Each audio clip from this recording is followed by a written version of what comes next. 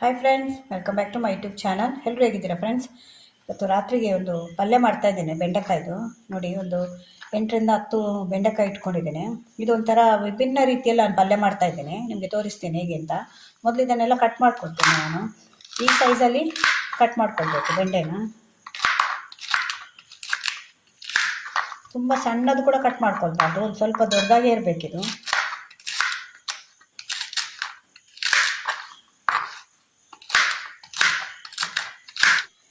ನೋಡಿ, ಈ ಸೈಜ್ಗೆ ಕಟ್ ಮಾಡ್ಕೊಂಡಿದ್ದೇನೆ. ಇದನ್ನೆಲ್ಲ ಒಂದು ಬೌಲಿಗೆ ಹಾಕ್ಕೊಳ್ತೇನೆ. ಇದು ನಾವು ಮಾಮೂಲಿ ಮಾಡ್ತೇವಲ್ಲ ಬೆಂಡೆ ಪಲ್ಯ, ಅದಕ್ಕಿಂತ ಸ್ವಲ್ಪ ಬೇರೆ ರೀತಿಯಲ್ಲಿರುತ್ತೆ, ತುಂಬ ಚೆನ್ನಾಗಿರುತ್ತೆ ಇದು. ನೋಡಿ, ಈಗ ಒಂದು ಬೌಲಲ್ಲಿ ಹಾಕ್ಕೊಂಡೆ ಅಲ್ಲ, ಇದಕ್ಕೊಂದು ಈಗ ಮಸಾಲೆ ರೆಡಿ ಮಾಡ್ಕೊಳ್ತೇನೆ. ಇವಾಗ ಅದು ಮಸಾಲೆಗೆ ಒಂದು ಈರುಳ್ಳಿ ಕಟ್ ಮಾಡ್ಕೊಳ್ತಾ ಇದ್ದೇನೆ ನಾನು. ಒಂದು ಈರುಳ್ಳಿ ಮತ್ತು 2 ಹಸಿಮೆಣಸಿನ್ಕಾಯಿ ಮತ್ತೊಂದು 2 ಎಸಳು ಬೆಳ್ಳುಳ್ಳಿ. ನಿಮಗೆ ಜಾಸ್ತಿ ಬೇಕಾದರೂ ಒಂದು ಸ್ವಲ್ಪ ಜಾಸ್ತಿ ಹಾಕ್ಕೊಳ್ಬೋದು. ಇಲ್ಲಿ ನಾನು ಒಂದು 10 ಬೆಂಡೆಕಾಯಿ ತೊಗೊಂಡಿದ್ದೇನಲ್ಲ, ಅದರಿಂದ ಒಂದು 2 ಎಸಳು ಬೆಳ್ಳುಳ್ಳಿ ಹಾಕ್ತಾ ಇದ್ದೇನೆ. ನೋಡಿ, 2 ಎಸಳು ಬೆಳ್ಳುಳ್ಳಿ, ಒಂದು ಈರುಳ್ಳಿ ಮತ್ತು 2 ಹಸಿಮೆಣಸಿನ್ಕಾಯಿ.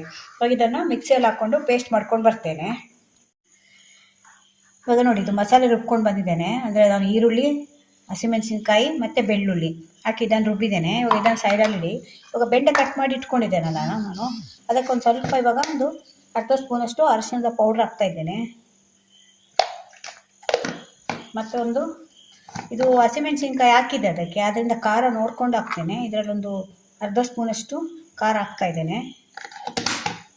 ಮತ್ತೊಂದು ಅರ್ಧ ಸ್ಪೂನಷ್ಟು ಉಪ್ಪು ಹಾಕ್ತೇನೆ.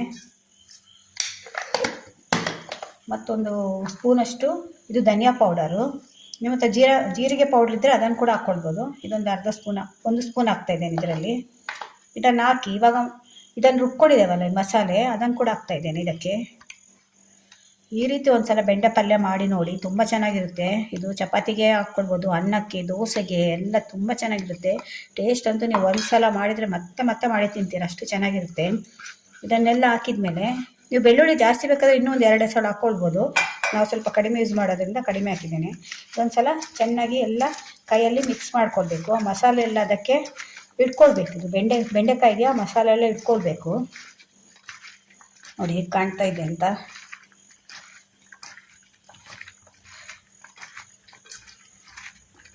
ಬೆಂಡೆಕಾಯನ್ನು ತುಂಬ ಸಣ್ಣ ಕಟ್ ಮಾಡ್ಕೊಳ್ಬಾರ್ದು, ಈ ಸೈಜಲ್ಲೇ ಕಟ್ ಮಾಡ್ಕೊಳ್ಬೇಕು.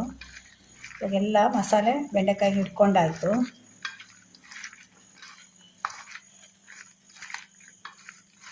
ಇವಾಗ ಇದನ್ನೊಂದು 5 ನಿಮಿಷ ಮಸಾಲೆ ಇಟ್ಕೊಳ್ಬೇಕು. ಅದು ಒಂದು 5 ನಿಮಿಷ ಹಾಗೆ ಇದನ್ನು ಇಡೋಣ.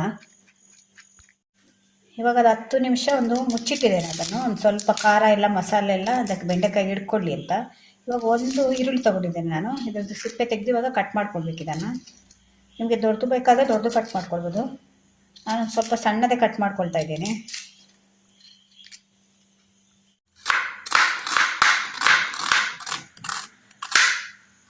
ನಿಮಗೆ ಬೇಕಾದರೆ ಇಷ್ಟಿಷ್ಟು ದೊಡ್ಡದು ಮಾಡ್ಕೊಳ್ಬೋದು. ನಾವು ಪಲ್ಯಗೆಲ್ಲ, ಮಸಾಲೆ ದೋಸೆ ಪಲ್ಯಗೆಲ್ಲ ಕಟ್ ಮಾಡ್ಕೊಳ್ತೇವಲ್ಲ, ಆ ರೀತಿ ಕಟ್ ಮಾಡ್ಕೊಳ್ಬೋದು. ನಾನು ಸ್ವಲ್ಪ ಸಣ್ಣದಾಗೆ ಕಟ್ ಮಾಡ್ಕೊಳ್ತಾ ಇದ್ದೇನೆ. ನೋಡಿ, ಈ ಸೈಜಲ್ಲಿ ಕಟ್ ಮಾಡ್ಕೊಳ್ತಾ ಇದ್ದೇನೆ ನಾನು.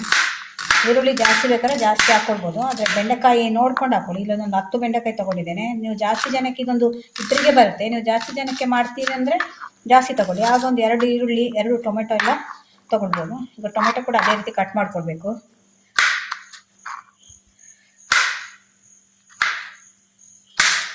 ಟೊಮೆಟೊ ಕೂಡ ಹಾಗೆ ನಿಮಗೆ ಎಷ್ಟು ದೊಡ್ಡದು ಬೇಕೋ ನಾನು ಇಷ್ಟು ದೊಡ್ಡದು ಮಾಡ್ಕೊಳ್ತೇನೆ. ಇನ್ನೂ ಸಣ್ಣ ಬೇಕಾದರೆ ಇನ್ನೂ ಸಣ್ಣ ಮಾಡ್ಕೊಳ್ಬೋದು ನೀವು.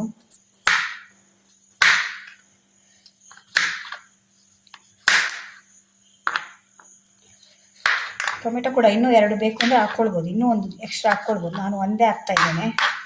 ಇವಾಗ ಇದೆರಡು ಕಟ್ ಮಾಡಿ ಆಯ್ತಲ್ಲ. ಇವಾಗ ಇದು 10 ನಿಮಿಷ ಆಯಿತು. ಇವಾಗ ಇದನ್ನು ಹೇಗೆ ಮಾಡೋದು ಅಂತ ತೋರಿಸ್ತೇನೆ ಬನ್ನಿ.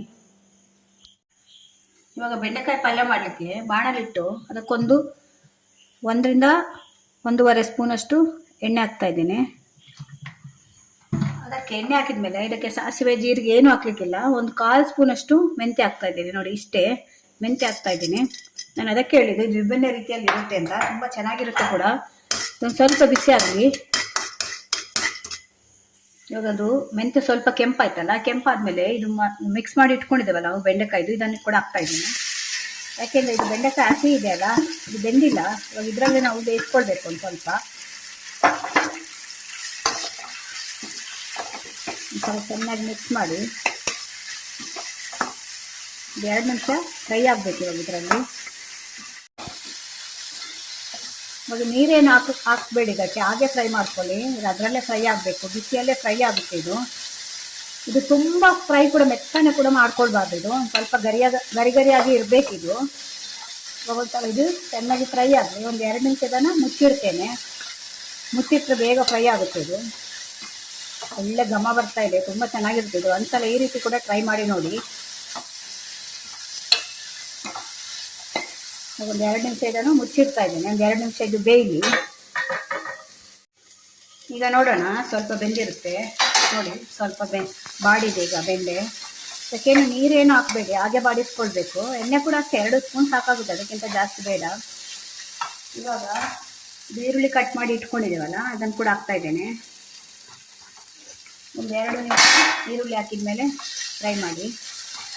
ಸ್ವಲ್ಪ ಈರುಳ್ಳಿ ಮೆತ್ತಗಾಗಬೇಕು. ಆವಾಗ ನಾವು ಒಂದು ಅರ್ಧ ಸ್ಪೂನು ಉಪ್ಪು ಹಾಕಿದ್ದೆವು. ಈಗ ಇನ್ನೊಂದು ಅರ್ಧ ಸ್ಪೂನು ಉಪ್ಪು ಹಾಕ್ತಾ ಇದ್ದೇನೆ. ಖಾರ ಕೂಡ ಈ ಟೈಮಲ್ಲಿ ನಿಮಗೆ ಮತ್ತೆ ಖಾರ ಏನಾದರೂ ಬೇಕಿದ್ರೆ ನೋಡ್ಕೊಂಡು ಹಾಕ್ಕೊಳ್ಬೋದು. ಆದರೆ ಆ ಖಾರ ಸರಿ ಹೋಗುತ್ತೆ, ಯಾಕೆಂದರೆ ಹಸಿಮೆಣಸಿನ್ಕಾಯಿ ಹಾಕಿರ್ತೇವಲ್ಲ ನಾವು, ಮತ್ತು ಖಾರದ ಪೌಡ್ರ್ ಕೂಡ ಮಿಕ್ಸ್ ಮಾಡಿದ್ದೇವಲ್ಲ, ಅದರಿಂದ ಖಾರ ಸರಿ ಹೋಗುತ್ತೆ ಇದು.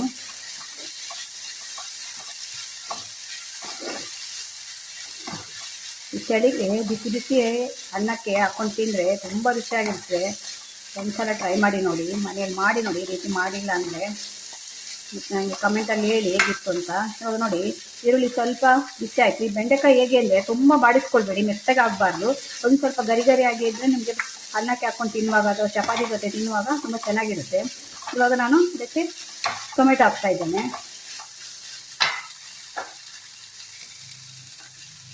ನಾನೀಗ 1 ಟೊಮೆಟೊ ತೊಗೊಂಡಿದ್ದೇನೆ. ನಿಮಗೆ ಜಾಸ್ತಿ ಬೇಕು ಅಂದರೆ ಜಾಸ್ತಿ ತೊಗೊಳ್ಳೋದು. 1 ಟೊಮೆಟೊ 10 ಬೆಂಡೆಕಾಯಿಗೆ ನಾನು 1 ಟೊಮೆಟೊ ಮತ್ತು 1 ಈರುಳ್ಳಿ ಹಾಕಿದ್ದೇನೆ. ರುಬ್ಕೊಳ್ಳುವಾಗ 1 ಈರುಳ್ಳಿ ಹಾಕಿದ್ದೇನೆ. ನೋಡಿ ಹೇಗೆ ಕಲರ್ಫುಲ್ ಕಾಣ್ತಾ ಇದೆ ಅಂತ. ಒಳ್ಳೆ ಘಮ ಬರ್ತಾ ಇದೆ. ಇವಾಗೆಲ್ಲ ಹಾಕಿ ಮಿಕ್ಸ್ ಮಾಡಿ ಒಂದು 2 ನಿಮಿಷ ಮಿಕ್ಸ್ ಮಾಡಬೇಕು. ಆಮೇಲೆ ಮತ್ತೆ ಮುಚ್ಚಿಟ್ರೆ ಅದು ಹದವಾಗಿ ಮೀಡಿಯಮಲ್ಲಿಟ್ಟು ಒಂದು 10 ನಿಮಿಷ ಹಾಗೆ ಬಿಡಿ, ಬೇಯಬೇಕು. ಸ್ವಲ್ಪ ಬೆಂದಾದ್ಮೇಲೆ ಚೆನ್ನಾಗಿರುತ್ತೆ ನೋಡಲಿಕ್ಕೆ. ಇವಾಗ ಮುಚ್ಚಿಡ್ತಾ ಇದ್ದೇನೆ. ಒಂದು 10 ನಿಮಿಷ ಹಾಗೆ ಮುಚ್ಚಿಡೋಣ. ಈಗ ಒಂದು 10 ನಿಮಿಷ ಆಗಿದೆ, ತೆಗೆದು ನೋಡೋಣ. ನೋಡಿ ಆಲ್ಮೋಸ್ಟ್ ಬೆಂದಿದೆ. ನೀವು ಬೆಂಡೆಕಾಯಿ ಇಷ್ಟೇ ಬೇಯಬೇಕು, ನಿಮಗೆ ತುಂಬ ಬೇಯಿಸ್ಕೊಳ್ಬಾರ್ದು. ನೀವು ಬೇಕಾದರೆ ಬೆಂಡೆಕಾಯಿನ ಇನ್ನೂ ಸಣ್ಣ ಕಟ್ ಮಾಡ್ಕೊಳ್ಬೋದು. ನಾನು ಈ ಸೈಜಲ್ಲಿ ಕಟ್ ಮಾಡಿದ್ದೇನೆ. ಇದು ಚಪಾತಿಗೆ ಕೂಡ ಆಗುತ್ತೆ, ಅನ್ನಕ್ಕೆ ಕೂಡ ಆಗುತ್ತೆ ಈ ಸೈಜಲ್ಲಿ ಕಟ್ ಮಾಡಿಕೊಂಡ್ರೆ. ನಿಮಗೆ ಬೇಡ ಅಂದರೆ ಇದರಲ್ಲಿ ಇನ್ನೂ ಸಣ್ಣ ಕಟ್ ಮಾಡ್ಕೊಳ್ಬೋದು. ಇದು ನೀರು ಹಾಕಲಿಲ್ಲ ನಾನು, 2 ಸ್ಪೂನ್ ಎಣ್ಣೆ ಹಾಕಿದ್ದೆ. ಯಾಕೆಂದರೆ ಟೊಮೆಟೊ ಮತ್ತು ಈರುಳ್ಳಿ ನೀರು ಇರುತ್ತಲ್ಲ, ಆ ನೀರಲ್ಲೇ ಬೆಂದಿದೆ ಇದು. ನೋಡಿ ಫ್ರೆಂಡ್ಸ್, ಬೆಂಡೆಕಾಯಿ ಪಲ್ಯ ರೆಡಿ ಆಯಿತು. ತುಂಬ ವಿಭಿನ್ನ ರೀತಿಯಲ್ಲಿ ಮಾಡಿದ್ದೇನೆ, ತುಂಬ ಚೆನ್ನಾಗಿರುತ್ತೆ. ಒಂದ್ಸಲ ಟ್ರೈ ಮಾಡಿ ನೋಡಿ. ಈಗ ಆಫ್ ಮಾಡ್ತಾ ಇದ್ದೇನೆ. ಇದು ರೆಡಿಯಾಗಿದೆ ಈಗ.